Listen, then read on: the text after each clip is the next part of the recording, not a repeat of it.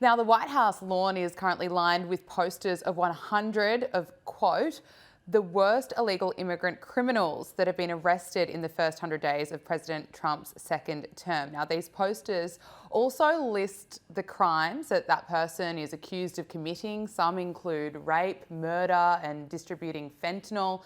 Now, it's interesting where this has been placed around the White House because it's in eyeshot of all the TV reporters. So this hasn't exactly gone down well with some outlets that are part of the mainstream media.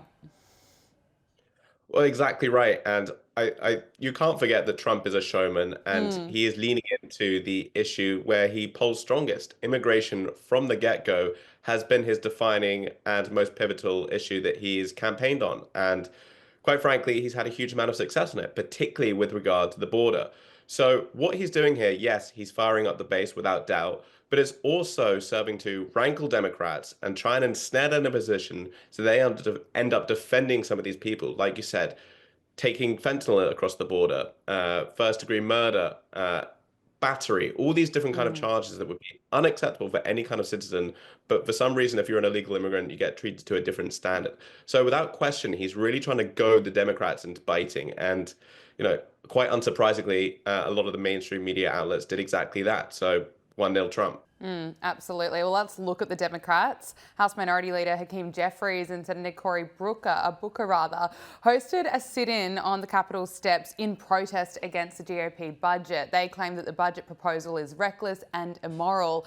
They were there for nearly 12 hours and they said that this was a significant moral moment in America. Well, let's just take a look. We got some power here. Now, we said we were anchoring ourselves in the moral traditions when we came out here over 10 hours ago. Hakeem and I said this is a bigger moment than politics. This is a moral moment in America, and we were going to sit here for a long time. I didn't know we'd be sitting for 10 hours, but it's 10 hours and we're still going, and we got some great people here. James, what are your thoughts on that? Do you agree? Was it really the moral moment they claimed that it was? I just find these calls to morality and moral equivalency just absolutely bizarre. And I really just cannot make heads or tails of what they are trying to achieve here. Mm. It's this kind of gesture politics that was so symptomatic of the 2016 era. And we're just reliving that moment again and again and again. And it is so frustrating to watch. But for me, the most frustrating thing is you've got a lawmaker here sitting on the steps doing what any kind of member of public could do when actually you could go into Congress and actually try and challenge and shape the law rather than just sitting Correct. on the steps complaining about it. So the whole thing just seems bizarre, it's performative, and it's just symptomatic of a bygone era that I don't think anyone wishes to return to. So performative. I mean, 12 hours sitting on the steps, surely there's better things that they could be doing with that amount of time. Now, Illinois Governor J.B. Pritzker delivered a fiery speech in New Hampshire, slamming the, quote, do-nothing Democrats. And he really didn't hold back, blasting the Democrats for flocking to podcasts, which, appears to be a bit of a swipe at Gavin Newsom. And he also accuses the Democrats of not really accepting the blame for their own lack of guts. Take a listen to this. Fellow Democrats, for far too long we've been guilty of listening to a bunch of do-nothing political types who would tell you that America's house is not on fire, even as the flames are licking their faces. And now that this culture of timidity is on full display, those same do-nothing Democrats want to blame our losses on our defense of black people, of trans kids, of immigrants, instead of their own lack of guts and gumption. And his comments have fueled speculation about a possible 2028 presidential run. What's your thoughts? Oh, there's no question that he's running, and this is a pretty clear pitch towards that. And I think what these comments make clear, as his previous comments have as well, is that he's really angling for capturing that progressive lane.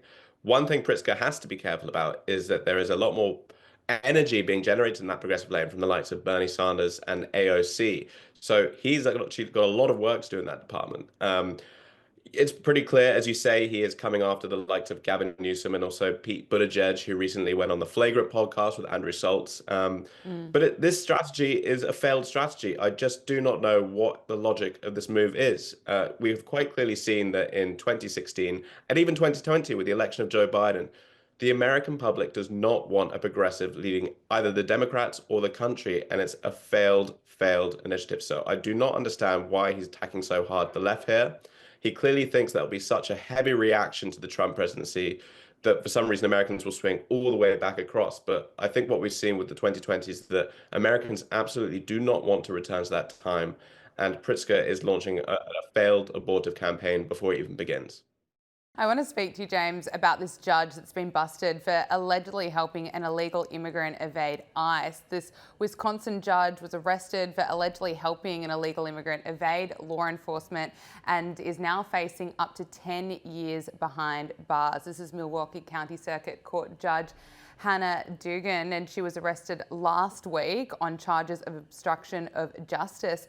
Now, it's interesting because Democrats are condemning her arrest. Many, of course, are the same people who claim that no one is above the law. What's your take on this all? Well, I agree. The spectacle of law enforcement arresting a judge is an ugly sight, but why a judge is directing an illegal immigrant out of her own courtroom through a side door while federal immigration agents are waiting to arrest that individual and somehow expecting to get away from it is beyond me. Once again, Democrats have taken the bait here. They are not challenging Trump on other aspects of his immigration policy, which is a bit more problematic potentially. But this is, again, another issue where he's played them completely like fools, because what you see here is this is a man who not only entered the country illegally, he shouldn't be there. Yeah. She has obstructed ICE agents from doing their job. And also, if you actually look at this guy's record, he struck his roommate something like 30 times. He struck his roommate's girlfriend, and he struck his roommate's girlfriend's cousin. So this guy is hardly a saint. And once again, Democrats are rallying to the defense of these extremely problematic figures when actually they should be coming for, the ordinary American citizens whose lives have been disrupted by people like this. Absolutely. James Billot, editor at UnHerd, thank you so much for joining us on Power Hour. Thank you.